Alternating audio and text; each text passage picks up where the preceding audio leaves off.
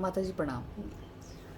माता जी, एक प्रश्न है कि हम ठाकुर जी को भोग लगाते हैं, तो हम जो कुछ भी उन्हें ऑफ़र करते हैं उनके आगे रखते हैं, वो तो वैसा का वैसा हमें वापस मिल जाता है। तो ठाकुर जी तो उसे पाते नहीं, तो फिर हम भोग लगाते क्यों हैं? बहुत सुंदर प्रश्न।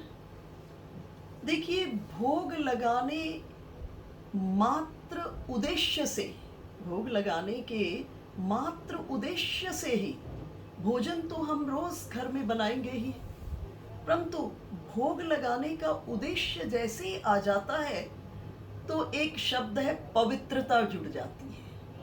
आप ठाकुर जी को भोग लगाएंगे तो बड़ी सावधानी से, बड़ी पवित्रता से भोजन बनाएंगे, तो उससे एक वो हेल्दी होगा, हाइजीनिक होगा।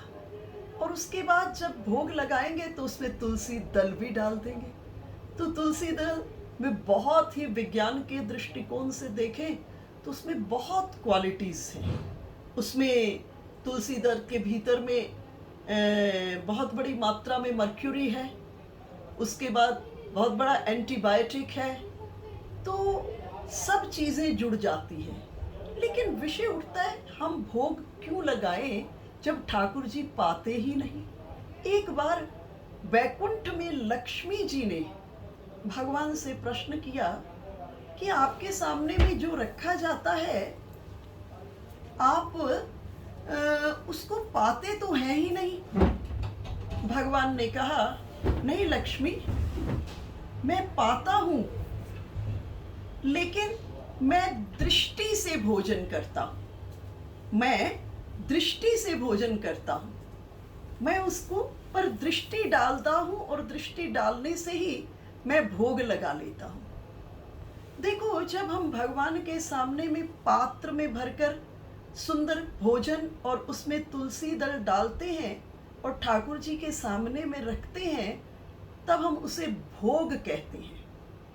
और ये केवल वस्तु ही नहीं है, केवल पदार्थ और सामग्री नहीं है भोजन की। जब इसको रखते हैं तब हमारे अंतर मन में बहुत सी वासनाएं भी होती हैं, बहुत सी कामनाएं, बहुत सी लोकेशना, बहुत सी नाना प्रकार की महत्वाकांक्षाएं।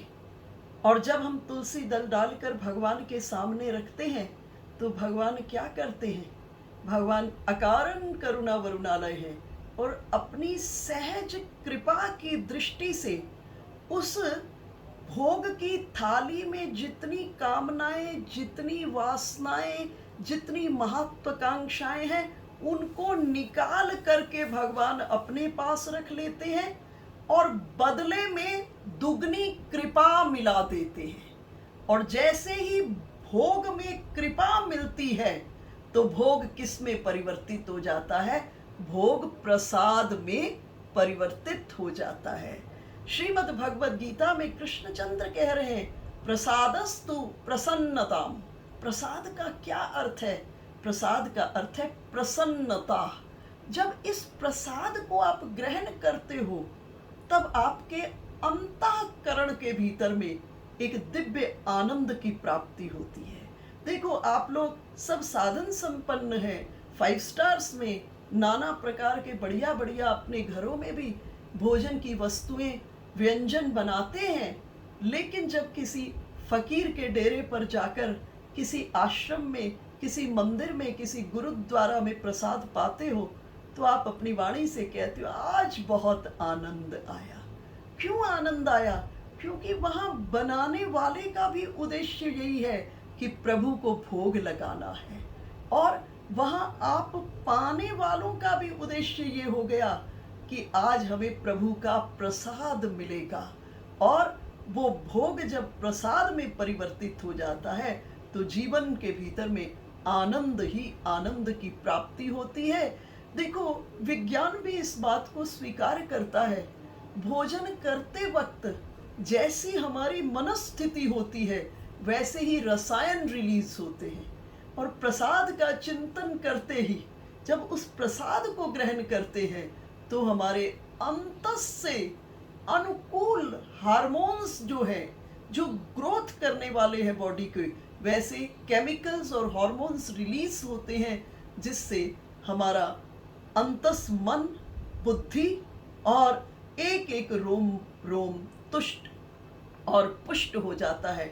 इसलिए सनातन धर्म में आप जो कुछ भी ग्रहण करो उसको भोग लगाकर ग्रहण करें। हम आप भोग ग्रहण करने के अधिकारी नहीं हैं, हम आप प्रसाद ग्रहण करने की अधिकारी हैं।